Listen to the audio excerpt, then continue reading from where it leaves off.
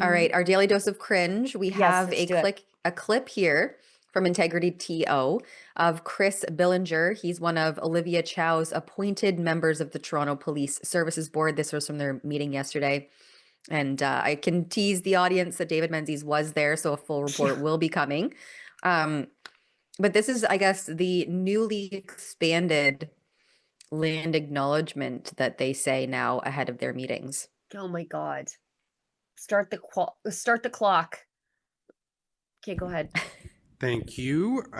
Let's start this meeting in a good way by acknowledging that the City of Toronto exists on the traditional and treaty lands of the Mississaugas of the Credit First Nation, as affirmed through Treaty Number 13 of 1805, commonly known as the Toronto Purchase, and the Anishinaabe of the Williams Treaty of 1923. These treaties cover much of what is now the Greater Toronto Area, which covers the same lands where the Toronto Police Service and the Toronto Police Service Board operate today.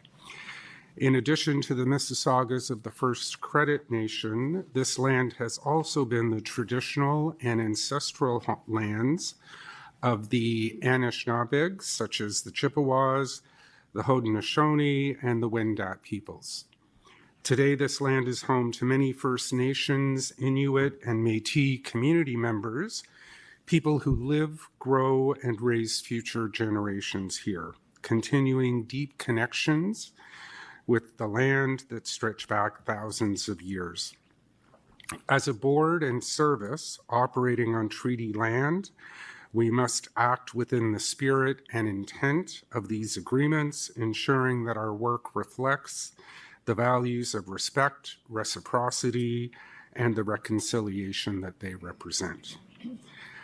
I'd also like to make a number of additional comments. First of all is to recognize Lent and Ramadan as we mark the sacred.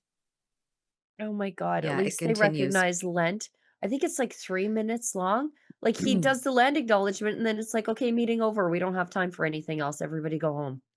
Well, I love that Integrity TO points out that he leads into that Lent and Ramadan and then forgets the Jewish holiday of Purim, which he Right. says can be viewed as a microaggression, right? Because It's that's what they're true. all about in these woke DEI nonsense. It's like anything that they don't like or that's not like in perfect alignment with the compelled speech is a Right. microaggression. Right. And then he goes on to say, with about 100 people in the meeting, 300 minutes of work productivity was lost to this ritualistic performance. In Yeah. other news, several reports suggest that morale in the $1.7 billion police service is at an all-time low. I Yeah, imagine do you so. think?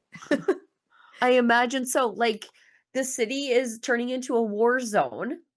You have real issues in Toronto, but 3 minutes are dedicated of every meeting is dedicated to this performative self-flagellation of the colonizer. I don't get it. It has to stop.